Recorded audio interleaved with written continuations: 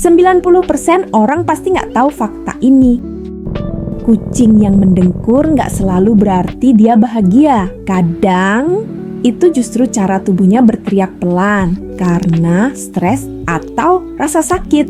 Nggak banyak yang tahu.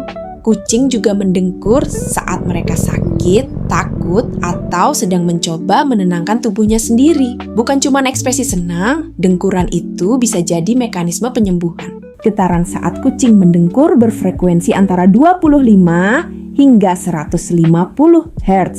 Itu sama seperti alat terapi untuk manusia, membantu tulang pulih, mengurangi nyeri, dan menenangkan sistem sarafnya. Jadi, lain kali kalau kamu dengar dengkurannya, jangan langsung tenang. Coba perhatikan juga apakah dia benar-benar bahagia atau sedang diam-diam minta tolong.